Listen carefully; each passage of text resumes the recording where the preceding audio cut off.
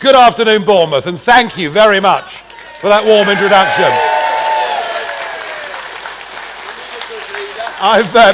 I've spent over 20 years standing in by-elections, parliamentary elections, European elections, to begin with, getting pretty derisory scores, and indeed in my first contest, only just beating the late, great Screaming Lord Such.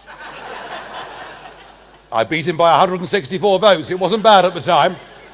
But I've fought, and after 20 years in business, I came into politics because I believe that the best people to govern Britain are the British people themselves, and I'm delighted we're having this referendum. I really am.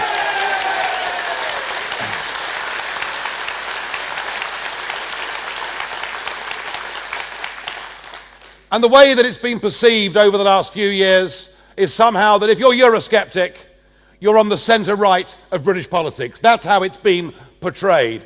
Actually, this issue about whether we're to be an independent, self-governing nation that makes its own laws and controls its own borders, this issue isn't about left and right.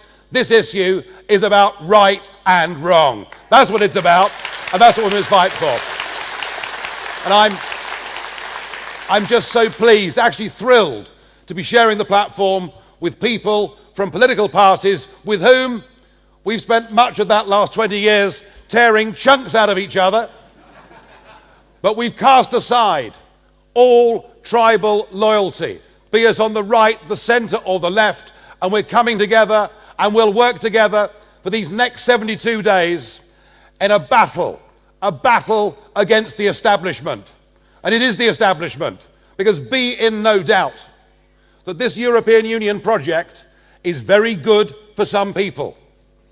It's very good for politicians. I mean, if they lose their seat in the House of Commons, well, they can always go and become MEPs. If they're a complete disaster in government, they become a European Commissioner. Been quite a few of them, haven't there? And it's a great club, it's a wonderful club for professional career civil servants who exchange their salaries in Whitehall for double that in Brussels and a top rate of tax of 16%. That is what the Eurocrats pay, and we have an argument going on in this country about tax evasion and tax avoidance. The biggest tax evasion and avoidance in the whole of our continent are the people that work for the European Union itself.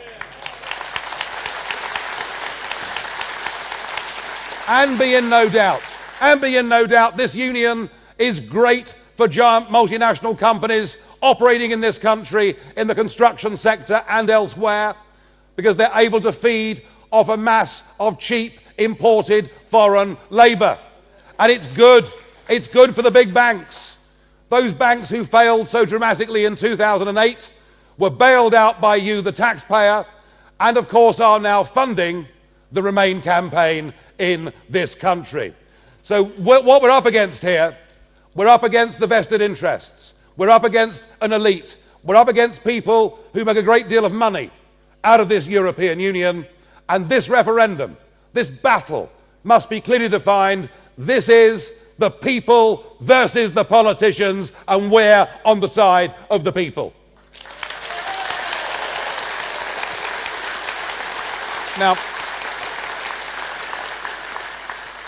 Now, apart from touring around the country and speaking at Go meetings, and we were in Glasgow on Thursday, I have to say you're a bit friendlier here today than they were. No members of the salmon mob here today? No, I'm delighted. But apart from touring around the country, I spent the first 2 days of this week in the Netherlands.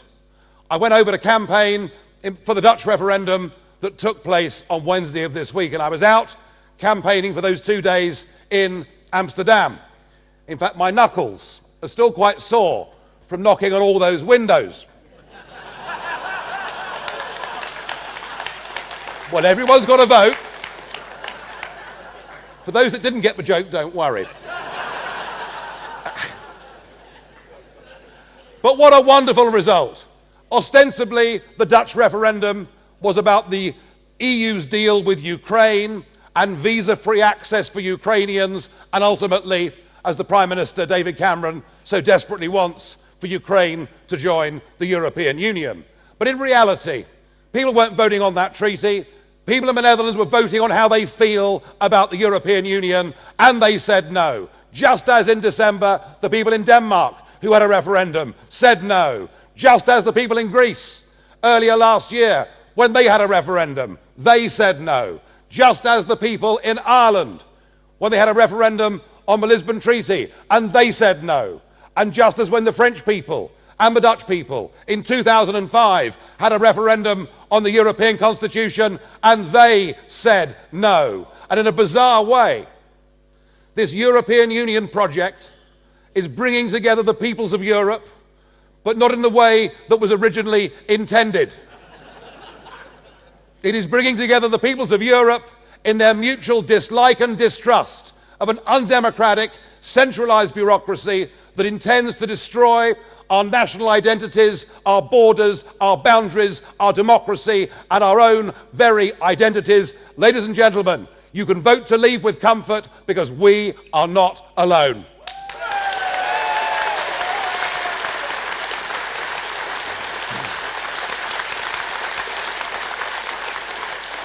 Now, one of the features of that referendum in the Netherlands on Wednesday was that the government and the yes side massively outspent the no side. But the no side still won.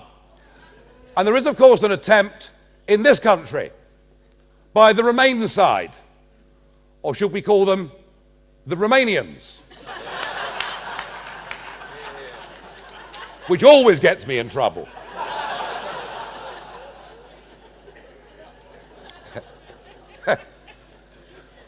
Chap said to me this morning I should take politics more seriously. He might be right, I don't know. We are now seeing an attempt by the Remain side, not just, as previous speakers have hinted today, to use Project Fear, to use, frankly, not much more than a pack of scare stories and lies, but we're now seeing an attempt by the British government, to play unfairly. Because what they're going to do is spend the best part of 10 million quid of your money putting this document through every household, through 27 million households in this country. Quite how David Cameron can pretend that he wants to conduct this referendum on free and fair terms, I simply don't know. And given that we have an electoral commission, and given that there were commitments made in Parliament for this referendum to be conducted on free and fair terms, I can only conclude that the reason the government has decided to cheat is because they're damn scared. I'm delighted.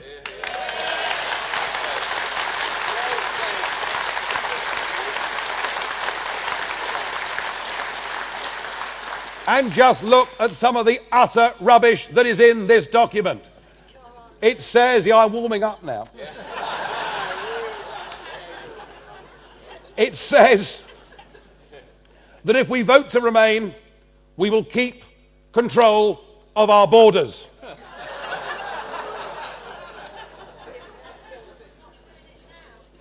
What is that?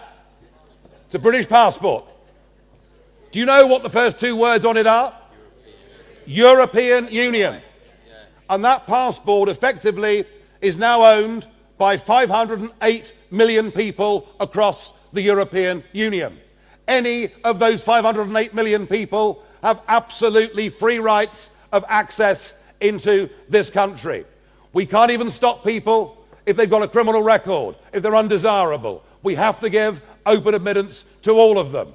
So for the government to say in this document, we will keep control of our borders if we vote to remain, is nothing less than an outright lie that needs to be exposed.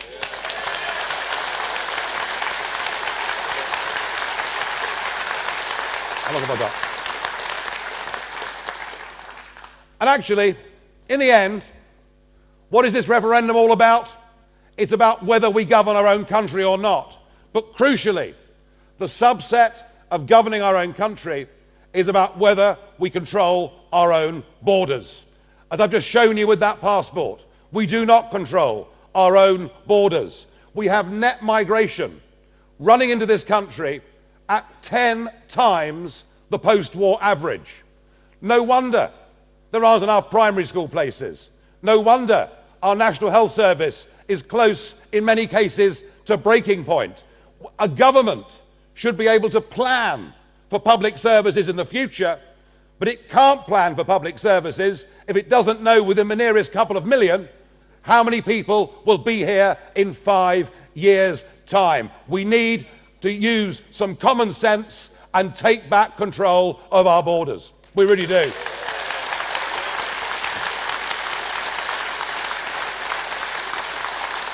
But it isn't just our public services or the driving down of wages, as Kate mentioned earlier, crucial and critical, though that's become for millions of families in Britain.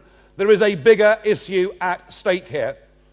The spread over the last few years of fundamental jihadism is the greatest threat that the West has faced for many, many decades.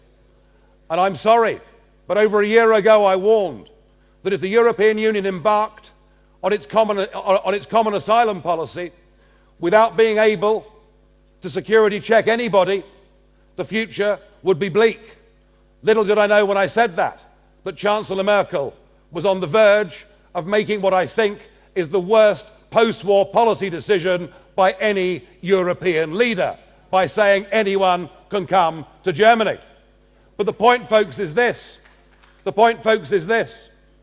That the boss of Europol, the boss of Frontex, the European Border Agency, people on the other side of the argument are now telling us that up to 5,000 jihadi fighters have now got in to the Schengen zone, posing as migrants coming through the Greek island.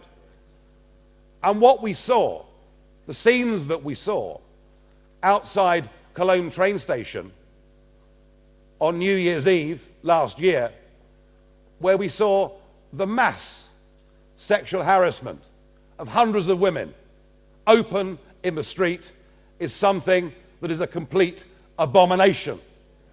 A complete abomination. But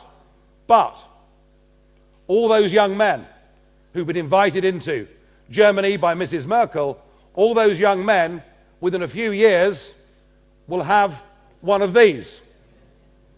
And I think that ultimately the real question in this referendum that people must answer is, where are we safer? Where are we stronger? Does it make sense to take back control of our borders? Does it make sense to put in place an Australian-style point system for immigration? Does it make sense to refuse access to foreign criminals? I say it does make sense, and we'll only achieve that by leaving the European Union.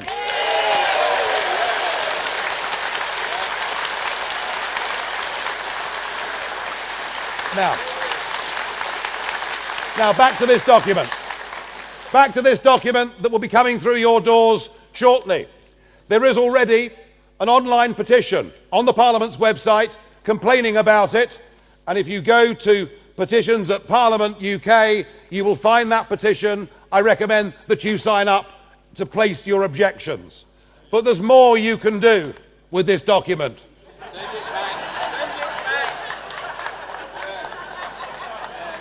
I'm trying to keep this clean. There is more you can do with this document. In my view, we should take up the words of the late, great Elvis Presley, and we should put a stamp on it, put 10 Downing Street on it, and return it to sender.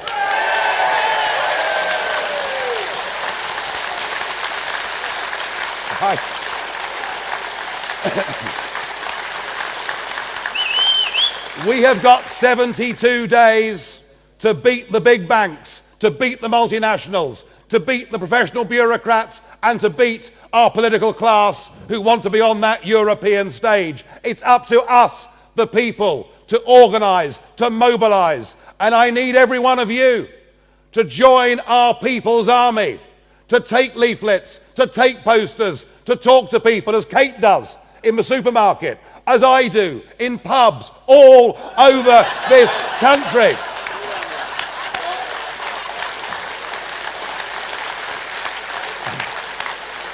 So come on, it's your turn. Are you with us? Yes! Will you join our people's army? Yes! Do you want your country back? Yes! Do you want your country back? Yes! Thank you.